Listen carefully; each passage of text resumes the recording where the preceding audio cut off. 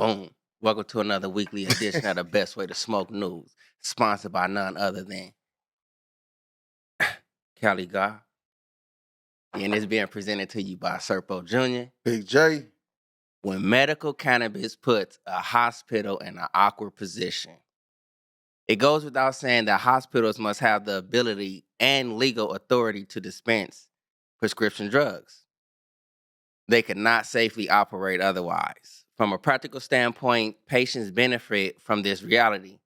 A case in point would be a patient who normally takes medication for high blood pressure being admitted to the hospital for surgery. In a perfect world, the patient would bring his prescription medication with him.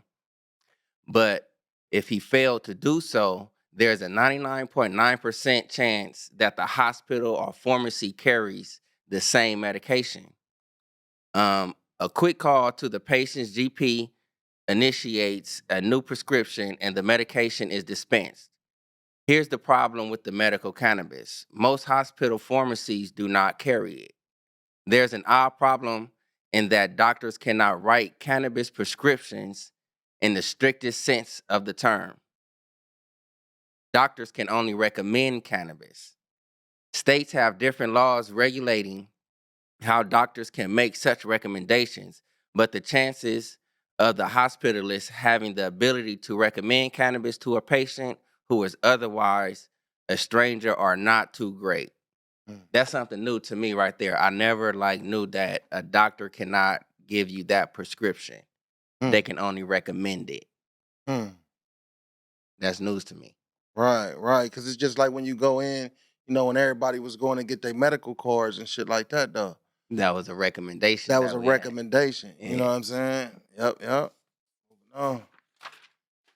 Can passengers bring cannabis on cruise ships? What to know about pot and cruising? Now that recreational marijuana is permitted in nearly half of U.S. states and counting, a reasonable assumption might be that pot is legal to use on a cruise ship that boards in a state where cannabis is no longer outlawed. But that assumption is not correct. And this year, Carnival Cruise Line has been vocal about saying so. In case there's any confusion, let me remind guests that while marijuana and cannabis products may be legal in some states, we are required to follow federal law, irrespective of the law in the state where you may be boarding your ship. Some passengers might smell marijuana smoke rafting from other stateroom balconies after a day spent ashore, but the prohibition applies to pot purchased on ports or call as well. And by the way, it's a really stupid idea to buy drugs when you're aboard. Marijuana products are simply illegal by federal law, so they're banned across the entire fleet of pretty much every cruise line and river cruise company. That's some good news right there. But if you've been on a cruise before this even came out, if you know, you know. But, you know what I'm saying? I'm finna be on a cruise later on this year. Yeah. And this is I believe I'm going through Carnival Cruise too. Right. You know what I'm saying? And these are the ones who being vocal about it. About not messing with it. Yeah. You know what I'm saying? So still, watch your back. Yeah, be careful. How long will traces of THC stay in your urine after using a wax pen? That's interesting. After you use a wax pen, THC may be detectable in your urine for about 30 days, depending on how frequently you use THC, the testing method, and other factors. Oh, it's kind of like the same thing. People can use wax pens to smoke or dab cannabis concentrates. Cannabis concentrates contain potent amounts of THC, which is the chemical in cannabis that makes you feel intoxicated. Drug tests look for THC and its byproducts called metabolites. That remain in your system long after you use cannabis. The length of time that THC stays in your urine can vary, depending on multiple factors. The more you use cannabis, the longer it takes for traces of THC to leave your system. Oh. The same goes for wax pens that contain Delta 8 THC or Delta 10 THC. As for CBD pens, wax pens, if there's a trace of THC in the CBD wax you use, there's a chance that you'll test positive for THC. That's interesting stuff right there too, though, because most people probably think that's like light smoking or whatever it is, Right.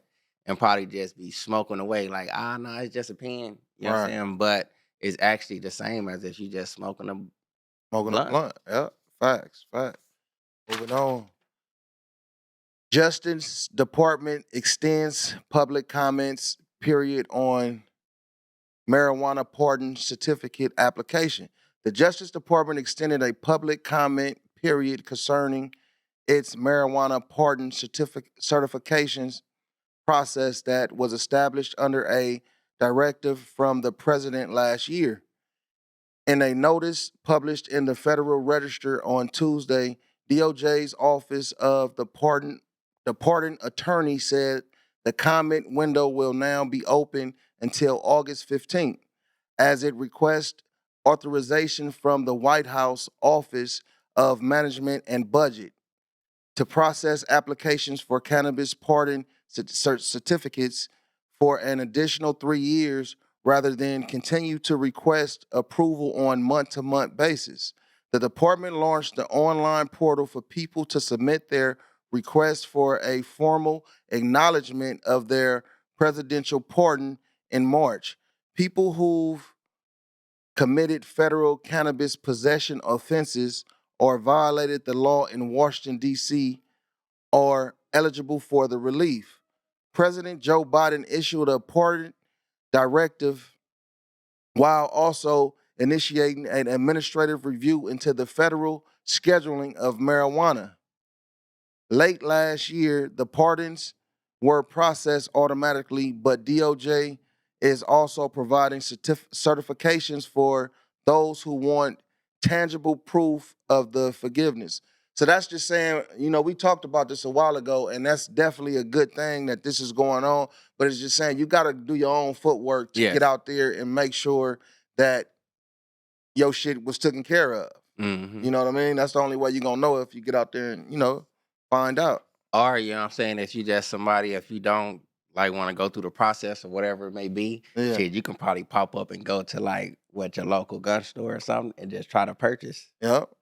You can see. There's different ways to check to find out. Yep. Some you can probably apply for a certain job that you weren't eligible to do before. Yep. You know what I'm saying? If something actually go through, you like, oh, okay, it may be a change. Yep. But the tangibleness of it, you know what I'm saying? You can't beat that because you can actually sit there and show your proof. Thanks.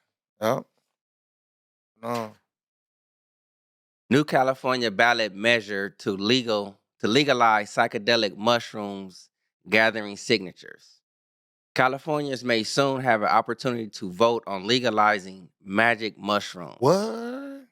California Secretary of State Shirley Weber announced that a new initiative to legalize psilocybin mushrooms, known as magic mushrooms, has started to collect signatures. The big picture. If the initiative becomes law, magic mushrooms will be decriminalized for anyone 21 and older. Decriminalization would allow for people to cultivate, manufacture, process, distribute, transport, possess, store, sell, and use magic mushrooms.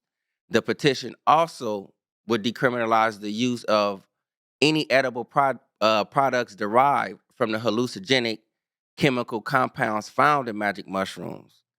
Further, qualified healthcare practitioners will be allowed to use magic mushrooms for research, the treatment, and therapy. The initiative will also seal all criminal records for prior magic mushroom-related offenses if the sentence is completed. The initiative was brought forth by Ryan Manever, the campaign director for Decriminalize California, which unsuccessfully tried to decriminalize psychedelics multiple times in recent years. That's like kind of cool.